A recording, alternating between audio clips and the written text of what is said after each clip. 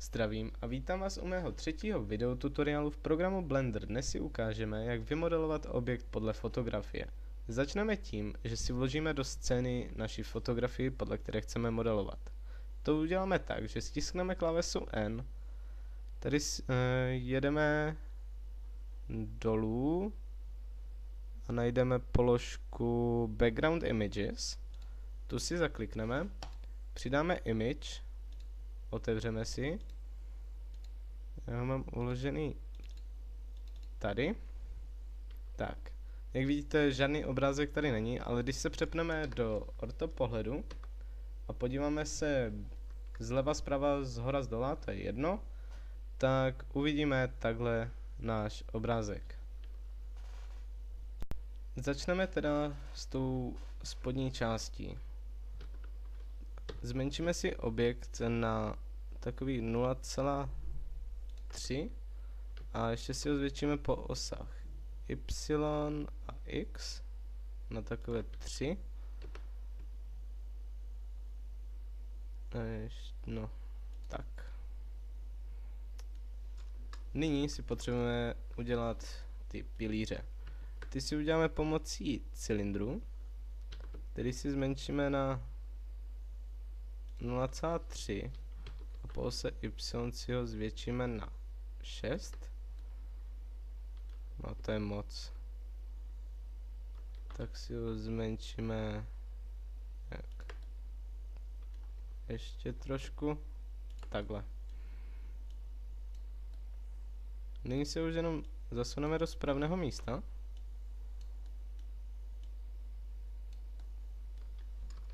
Podíváme se na to z vrchu. No, tady by to mohlo být. Takže to zastrčíme dovnitř. Objekt skopírujeme pomocí Ctrl+C a Ctrl+V. Tak. Nyní se přepneme do bočního pohledu, jenom ještě musíme označit oba dva objekty. Použijeme Ctrl+C a Ctrl+V znovu. A vložíme si je tady. Nyní si potřebujeme udělat ten středový kruh. Ten si uděláme tak, že si vložíme circle. Ten si zatím trošku zvednu. Přepneme se tabulátorem do edit modu. A pomocí E a S si ho takhle vysuneme. Nyní pomocí Altu a pravého tlačítka, a ještě musíme přitom držet Shift, označíme celou takhle plochu, kterou si jenom vysuneme trošku nahoru. No trošku to ještě tak. A zasadíme si to zpátky dolů. Takhle. Nyní si potřebujeme udělat ty přední schody, jak můžeme vidět tady na obrázku. To uděláme tak, že si vytvoříme cubu, tu si zmenšíme na 0,03, 0,3, tak. A ještě jak to tady vypadá? No, vypadá to, že to je trošku předtím. Asi nějak takhle. Vysuneme to ještě nahoru. Takhle a trošku do boku. Nyní se přepneme do edit modu. Vybereme si facey a vybereme si tady tyhle dvě facey.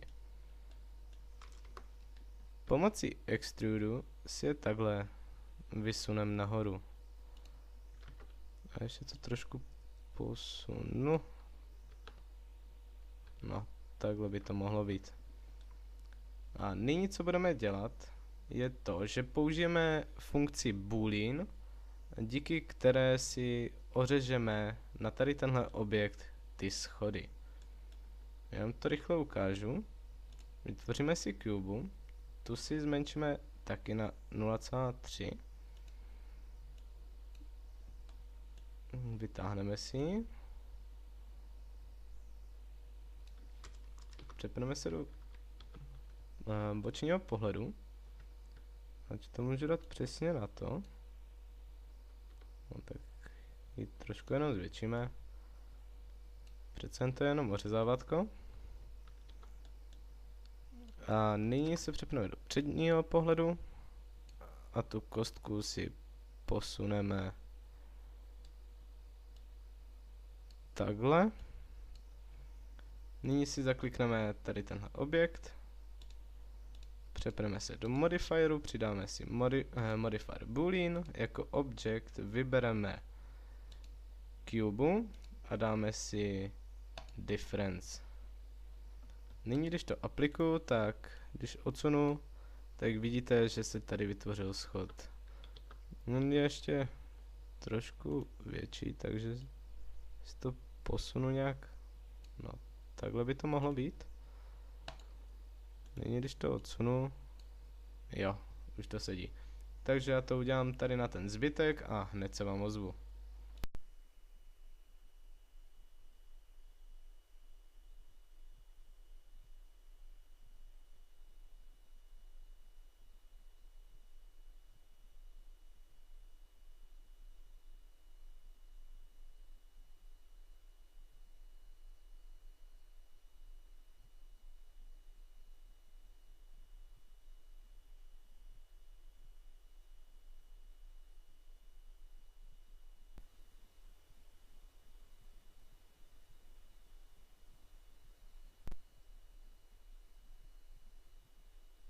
Nyní si musíme vymodelovat střední část, jak vidíme tady.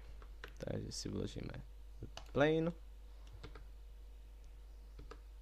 ten přepneme se do edit modu, trošku si ho vysuneme, 0,3, tak, teď nám to sedí s tou spodní částí. Zvětšíme ho po xové 3. No, vidím, tady to moc nesedí.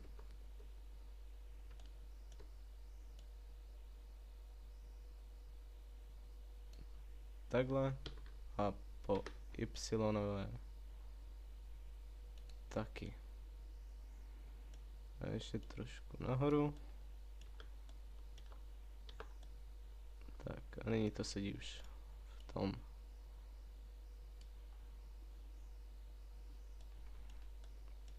Nyní si potřebujeme udělat tady tenhle výkus takhle. To si uděláme buď pomocí booleanu si to zase můžeme udělat takhle, nebo taky můžeme se přepnout do edit modu, rozříznout si to takhle, vybrat si facey a tady tuhle, no, tak potřebuji ještě jeden zářez, tady takhle co nejblíž k tomu. A nyní, když už si to vyberu, tak už to jde takhle posunout. Tady si ještě uděláme to zaoblení, jak tady je. Takže si to jenom vytáhneme o 0,2 a po y ose takhle zkosíme.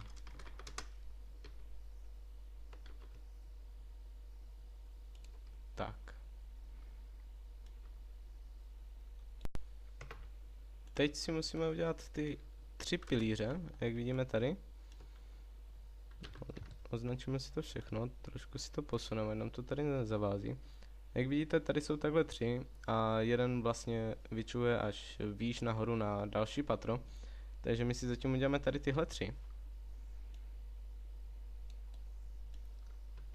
A uděláme to úplně tou samou cestou, jako na spodní části, takže si vytvoříme další cylindr, když ani ne.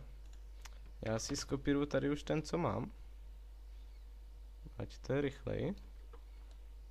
To si můžu skopírovat jenom tady tyhle. A vysuneme nahoru.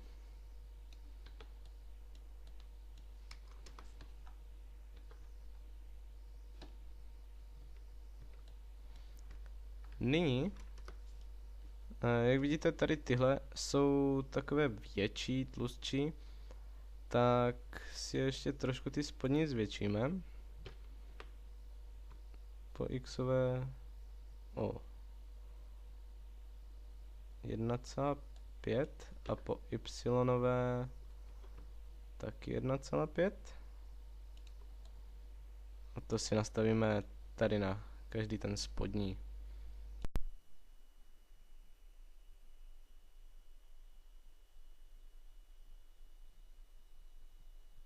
Aby jsme dosáhli té stejné díry, jako je na obrázku, v tom středě si vytvoříme další cylindr, který si trošku upravíme. Přepneme se do Edit modu a pomocí Ctrl R si do něj uděláme takhle zářez. Ten zářez si zmenšíme a zmenšíme celý ten objekt po ose Z.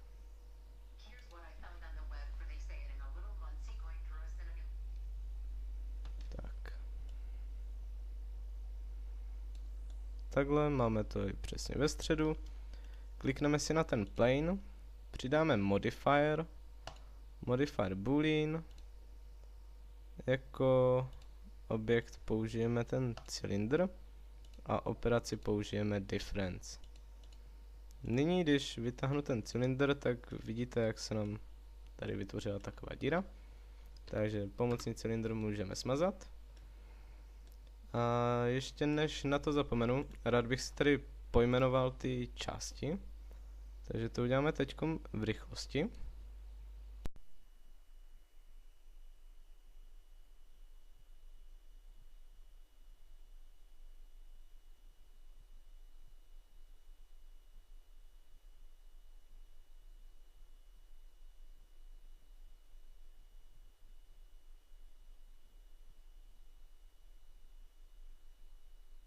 Nyní, když už se v tom vyznáme, tak můžeme pokračovat v modelování.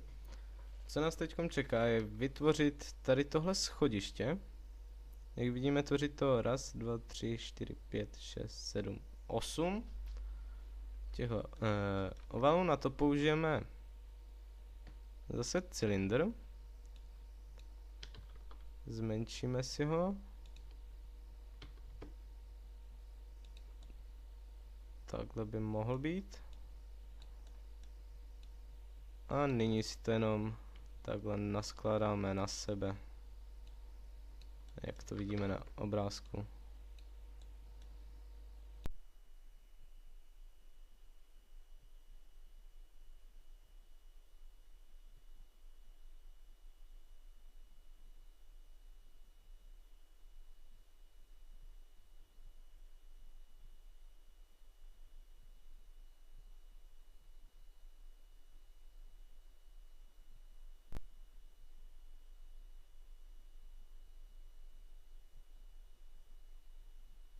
Tyhle naše objekty si zase pojmenujeme.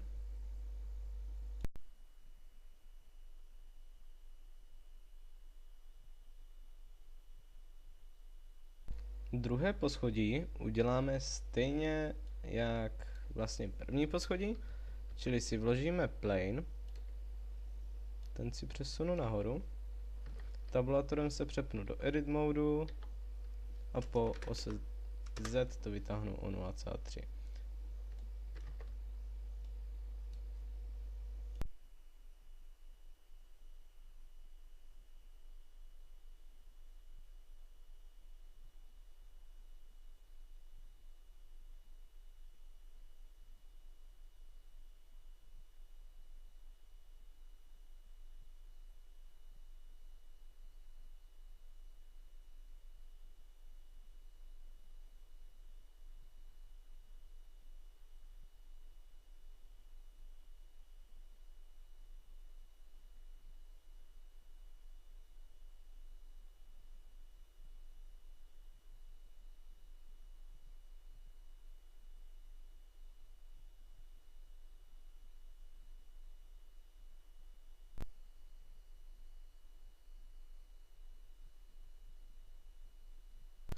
Teď se pustíme na samý vrchol a potom doděláme ty věci, které jsou na tomhle patře. Takže si označíme zase tady tyhle 3 sloupy, skopírujeme si je a vysuneme si je nahoru. A ještě tady si potřebujeme vytvořit jeden. Tady si zase skopírujeme ten dolní. A ještě si ho trošku zmenšíme. No, nějak takhle. Zase ho zastrčíme trošku dovnitř. A přepneme se do edit modu, aby jsme si mohli vytáhnout jenom tady tuhle část. A to je nějak ve výšce tady těhle.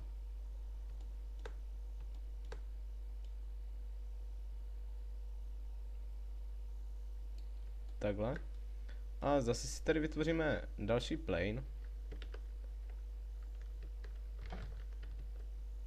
A vymodelujeme si ten vršek. Já se zase ozvu, jak to budu mít.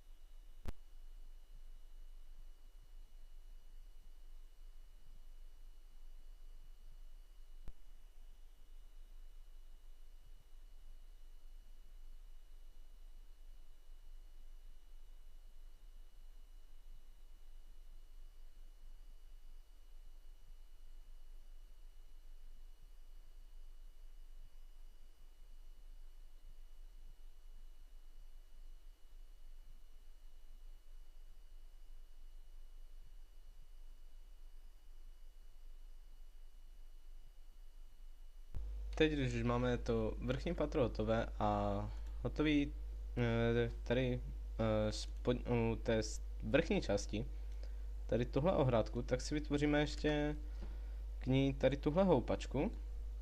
To uděláme zase velice jednoduše pomocí cylindru, který si zmenšíme. Takových 0,3 zase. Tak. A zvětšíme po ose Z. Nějak takhle. Vložíme si to sem. A doděláme tady tenhle zbytek. Ještě to, jak vidím, je to trošku natočený, tak si to takhle natočím. Jo, to by mohlo být. A ozvu se vám, jak to tady budu mít hotové tu houpačku.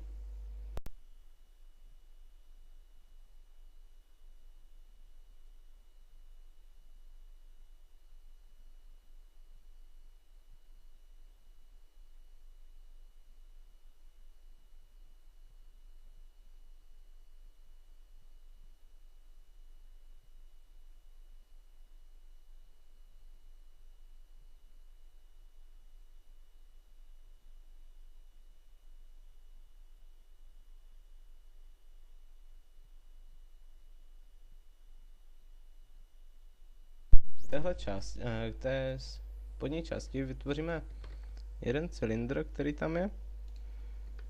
Ten si zase zmenšíme. Takhle by mohlo stačit. A vložíme si ho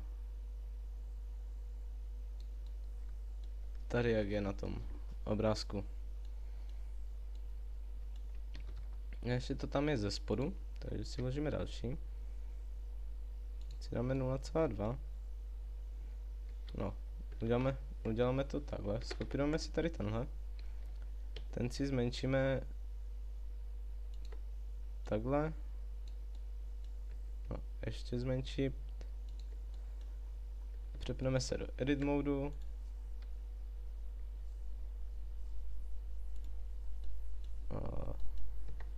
Jo. Vybereme si tady tenhle. Přepneme se do edit modu. Vezmeme si tady tohle faceu a jenom to trošku prodloužíme.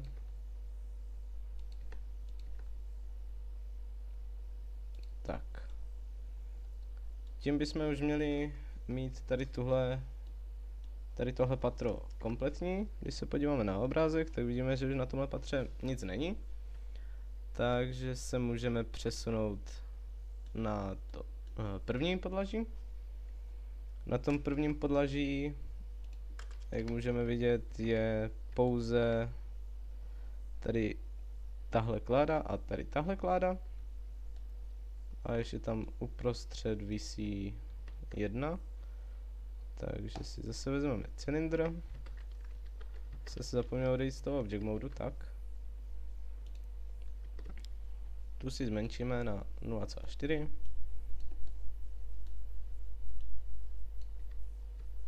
No tak si ještě zmenšíme. Takhle. Tu už máme jednu. Teď kde byla ta druhá? Ta druhá je tady hned.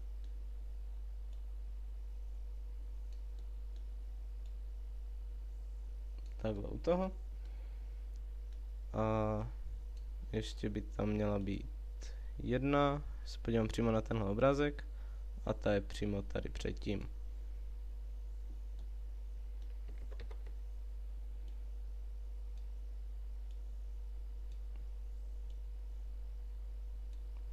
Tak. Tím už máme vyřešené tady tohle patro. Ještě jenom si potřebujeme vytvořit další cylindr. Ten si otočíme po xové ose o 90 stupňů. Zmenšíme si ho na 0,2. A vytáhneme někde sem. Takhle ještě si to potřebujeme zmenšit. Přepneme se tabulátorem do edit modu, zase si vybereme tady tuhle faceu a jenom si to takhle hezky zkosíme. Ať to vypadá jak na tom obrázku. No, na tom obrázku to není zkosené, no, nevadí. Tak. A co nás teď čeká je ta vrchní, už poslední patro. Začneme hned tady tímhle výkosem, co tu je. A jak to vymodelu, tak se vám zase ozvu.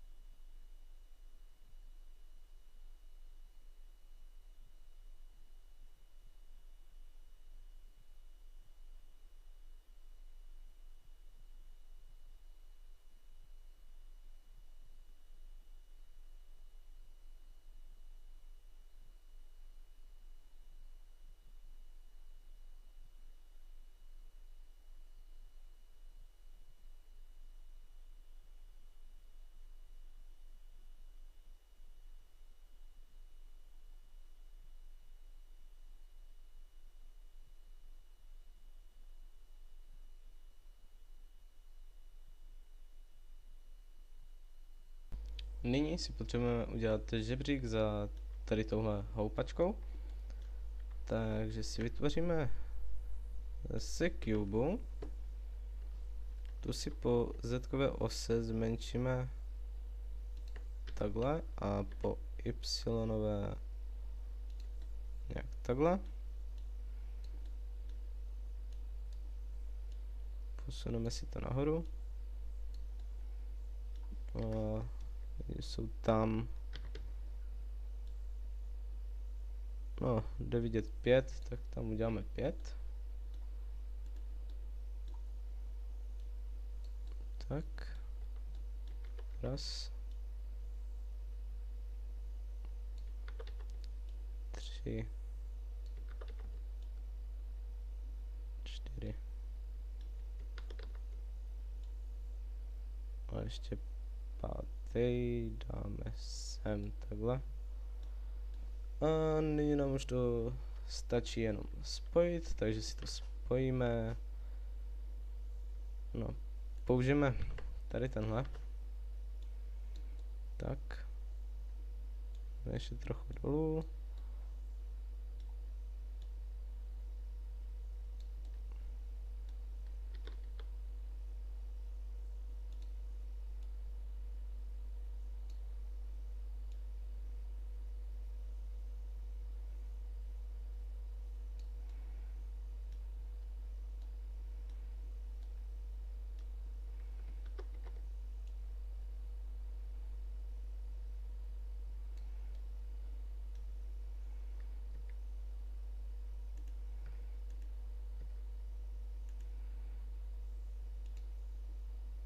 Tak a nyní si to potřebujeme tady takhle spojit.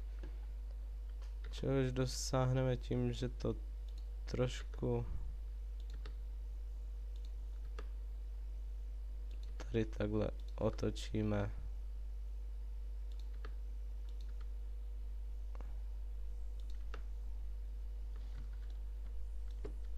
Jak vidím, tak se to dělalo špatně, takže se přepneme do tohle pohledu a začneme už tady takhle.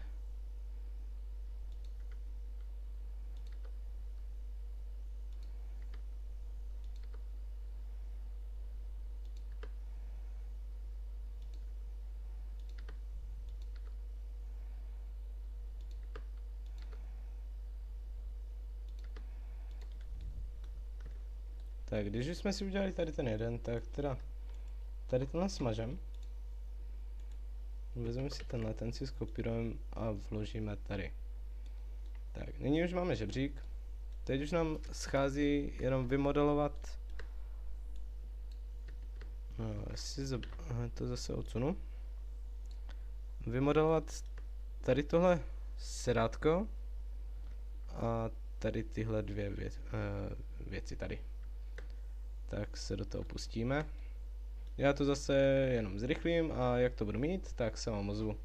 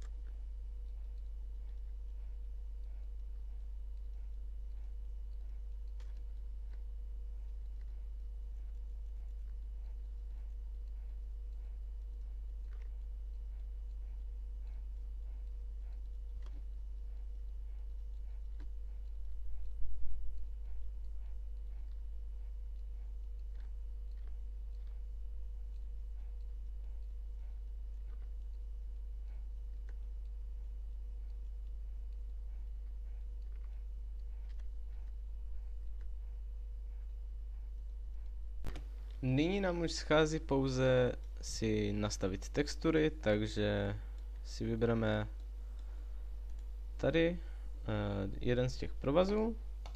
Na ten provaz si vložíme nový materiál. Ten materiál se bude jmenovat provaz. A jako texturu si vložíme obrázek a texturu provazu.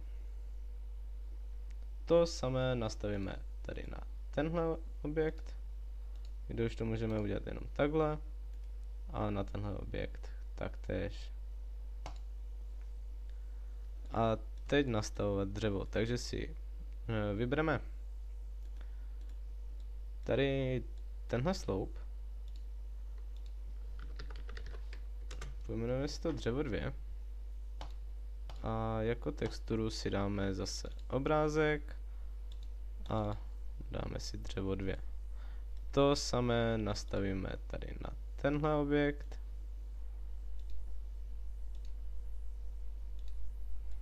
A na zbylé objekty. Já to zase zrychlím a jak to budu všechno mít, tak se zase ozvu.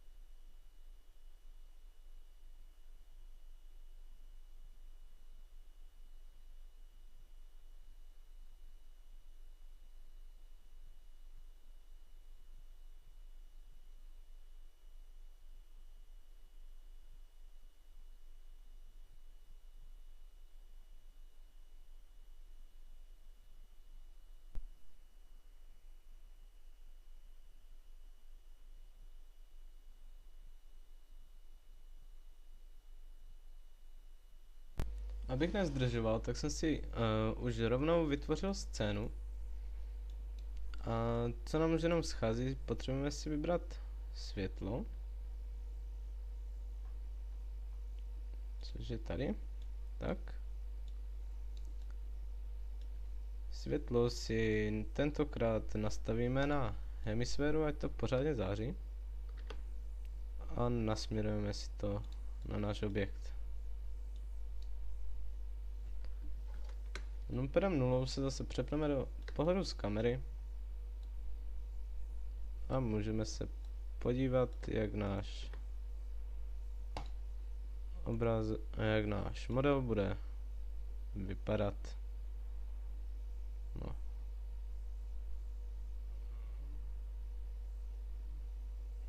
Nechám to radši takhle. F12 si zase vyrendrujeme. A jak vidíte, nevypadá to zase takhle nejhůř. Jenom ještě co si musím tady změnit je tady tahle zeď. Tak, když se teď podíváme. No, ještě trošku dolů bych to posunul.